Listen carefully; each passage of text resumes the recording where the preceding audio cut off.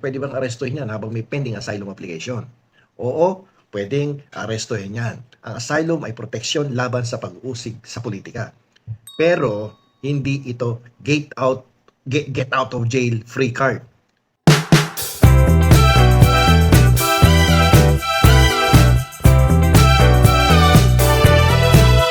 Okay, pero dahil sa dami ng tanong sa akin tungkol dito kay Harry Roque ay minabuti kong ito maging topic ko ngayon. At tingnan natin no kung ano ba talaga yung kasalukuyang status ng kaso ni dating presidential spokesperson na si Harry Roque na sa kasalukuyan po ay nasa ibang bansa.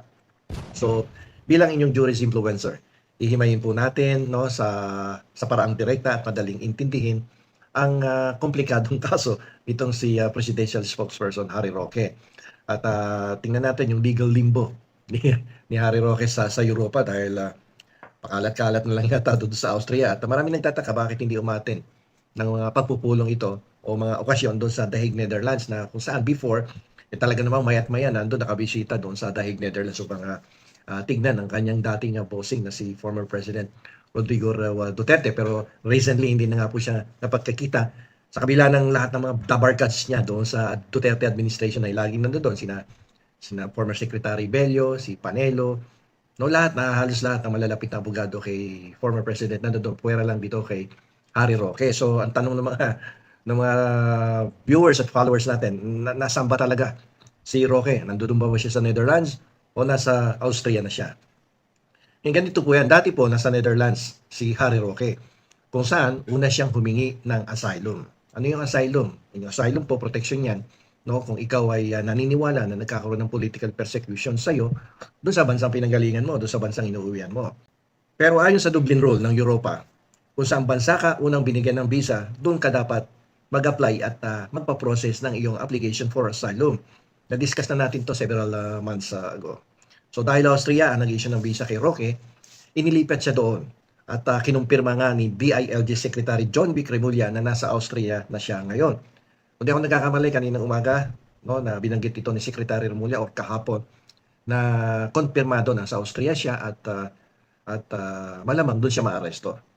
Pero may mga tanong, bakit hindi siya makagalaw makapunta sa ibang bansa sa Europa? At restricted na ba ang kanyang galaw dyan sa Europa, in particular sa Austria? So, kasi si Harry Roque na-cancel na yung passport eh. Wala nang passport na hawak yan. So definitely, pag nag-transfer ng another country, even though within the Schengen territory, hahanapin pa din yung passport. Pero hindi po siya nakakulong sa selda, pero restricted siya dahil sa dalawang bagay. Unang-una, nabanggit ko na nga, kansilado yung passport niya. Kinansila yung passport niya ng Department of Foreign Affairs dito sa ating bansa. Kapag wala ka kasing valid na travel document, hindi ka basta-basta makakaalis ng Austria o makakapunta sa ibang bansa, gaya ng Netherlands, para bumisita kay dating Pangulong Duterte. So, kaya medyo yung movement niya, yung mobility niya ay restricted dahil wala siyang passport. Ngayon, about this asylum rules. Habang nililitis kasi ang iyong application, ang iyong kahilingan for an asylum sa Austria, may rule dyan na kailangang manatili ka doon sa jurisdiction ng Austria, doon sa jurisdiction ng bansa na yon. Hindi ka pwedeng umalis doon habang pinoproseso yung application for asylum. So, ibig sabihin, hindi ka pwedeng pakalat-kalat sa Europa. Wala ka na ng passport, wala ka pa din freedom of mobility kasi pinoprocess yung asylum mo. Ang problema ganito, may pending application for the issuance of red notice, yung international warrant of arrest, pwedeng mailabas laban kay Harry Roque. So, dito pumapasok yung sinasabi ni Secretary Remulla. Kaninang umaga to yata yung interview, no? Ang Pilipinas po ay humiling na sa Interpol ng isang red notice. So, napaliwanag na din natin to ng mga nakaraan. Pero ano ba talaga itong red notice? Ito po ay isang request sa lahat ng pulis sa buong mundo na hanapin at pansamantalang arestuhin ang isang tao para ma-extradite. Ibig sabihin, para maibalik sa kanyang bansang pinanggalingan sa Pilipinas. So, ano ang status? Ayon po sa pinakahuling ulat, ay nitong between February to April of this year, ay naghain kasi ng opposition si Roque sa Interpol para pigilan yung paglabas ng red notice sa katwirang political persecution. Ito ang palagi niyang ini-invoke, political persecution lahat yan. No? Kaya dapat pabayaan ako dito muna sa Austria. Kaya lang, paano kung ma-approve yung red notice? Pag na-approve yan, magkakaroon ng legal na basihan ang mga pulis sa Austria para arestuhin siya.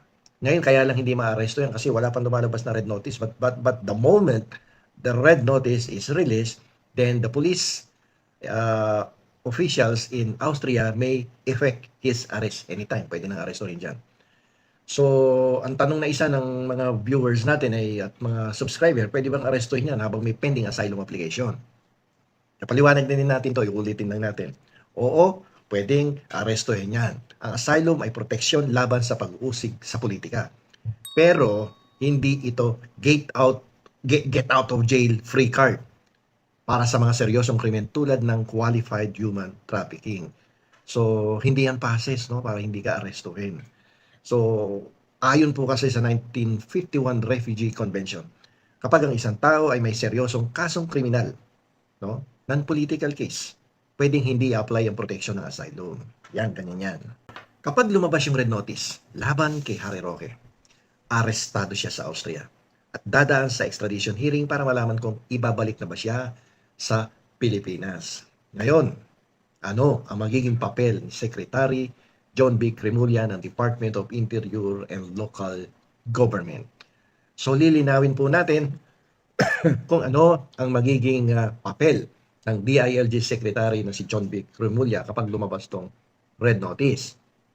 Kasi marami din nagtatanong, si John Vic bang aresto? Laki kasi ng muscle nun, baka ipalibag na si Roque. Pero hindi pwedeng si Secretary Remulla mismo magposas kay Roque sa Austria dahil wala siyang kapangyarihan sa labas ng Pilipinas na gawin ang pag-aresto, yung pagposas kay Harry Roque. Dito lalabas na yung kanyang personal supervision, no? Ay ito nangangahulugan lamang na tututukan niya ang koordinasyon sa pagitan ng mga otoridad ng Austria, ng Interpol, at ng ating gobyerno para masigurong maayos ang turnover at pag-uwi ni Roque sa bansa. Diretso sa Tarlac, Tarlac City Jail. Ayun ang mangyayari dyan. So, hindi mismo si John Vic. More on coordination ang gagawin ni John Vic sa coordination with the Austria Police Enforcement officials, sa Interpol, no, para smooth yung pag-aresto at pagpababalik dito kay Harry Roque. So, sa madaling salita, si Atty. Roque po ay nasa loob ng isang legal na hawla. Nasa hawla na siya actually. Hindi siya makaalis dahil wala siyang passport. Hindi siya pwedeng umalis ng Austria. Wala yung passport, kansilado. Hindi siya makagalaw dahil sa asylum rules. Diba? May rule na habang pinoprocess, nandun ka dapat sa jurisdiction ng Austria. At ang gobyerno naman natin ay nag-iintay lang naman ng go signal mula sa Interpol para formal na siyang masakote sa Austria.